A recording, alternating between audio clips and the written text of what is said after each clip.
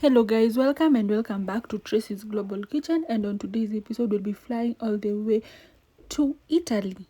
Guys, this channel did not come to joke with you, and imagine we made everything from scratch, and this is lasagna.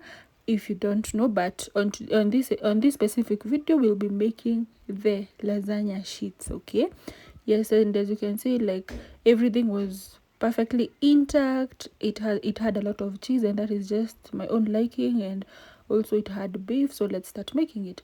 So add in all-purpose flour and 1 egg, and then you mix. Okay, and for this recipe you have to add in your wet ingredient, which for us was water, in smaller bits. And you're going to ask me why.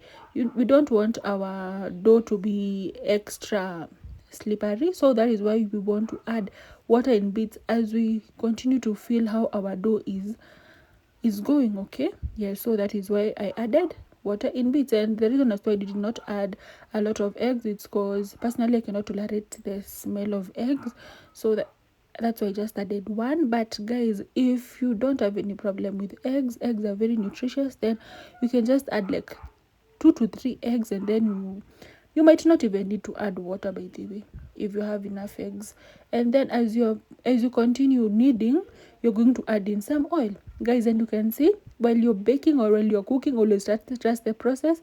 Our dough was already ready, so you portion your dough and then you just roll it out as if you're making chapati, roti, or parantha, guys, or even tortilla wraps. Okay, so I'm rolling, and guys, don't judge. We did not come to judge the shapes. Okay, you watch and you don't judge. So, and ensure that you're going to like thin that there I was just emphasizing on how thin my wraps were. Okay, so after that we are going to slice. Okay, and by the way, guys, I think this is a 2-in-1 recipe, and that is why you should hit that subscribe button if you have not subscribed yet to this amazing channel, because you see how we've made these lasagna sheets.